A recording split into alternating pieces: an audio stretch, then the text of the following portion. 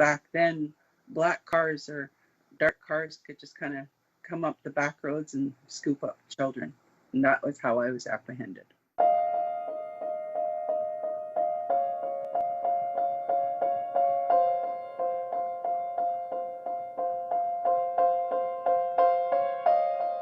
I was adopted when I was 2. We were brought up for a short while in Saskatoon. I was trafficked from northern Saskatchewan. I have 2 older sisters. We were taken from our biological parents Down to the southern Saskatchewan. We moved to White Rock in British Columbia.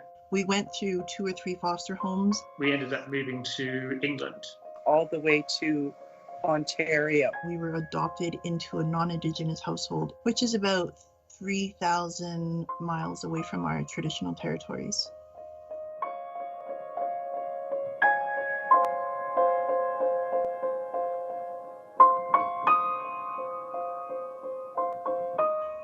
Honestly, my sisters and I believe we were the only ones. We thought our experience growing up with non-Indigenous folks was unique.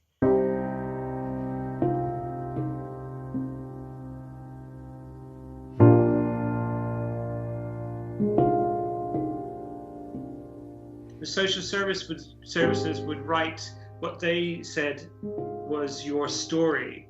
It wasn't quite literally the truth, but it was the truth in which they decided to depict your story. My sisters and I, we all ran away from home by the time we were 15 years old to escape a very violent home and sexual abuse. I was documented as a failure to thrive child in the foster care system. And I believe that was from being overwhelmed and not understanding, not being told in my language, because I only spoke Cree. I wasn't even told that I was Métis.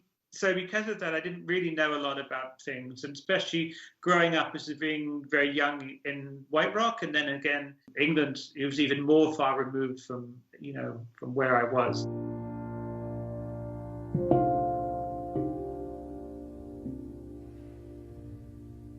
I just wanted my parents to say that they looked for us, that they missed us.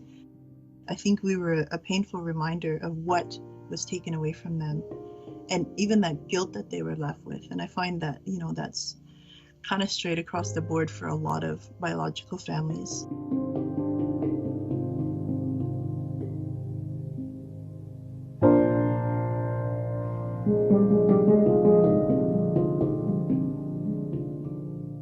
The settlement includes a $50 million foundation for healing, commemoration, education, language, and culture. But we know there are other claims left unresolved, so we're working to address harm suffered by other Indigenous children as a result of the 60s scoop. Throughout this whole process of the settlement of, the little bit of education that's out there on the internet about the 60s scoop, survivors have not been given the option to tell their stories. It's not enough to talk about it. We need to show Canadians and people in the world how far we've been taken from our traditional lands as Indigenous people and having our identities erased.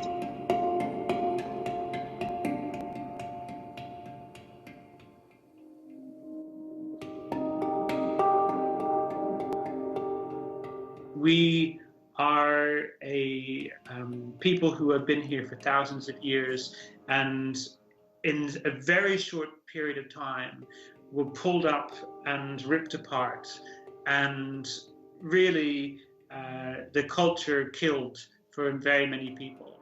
And it makes a difference when you're trying to understand who these people are, where they've come from, and what kind of things they've been put through.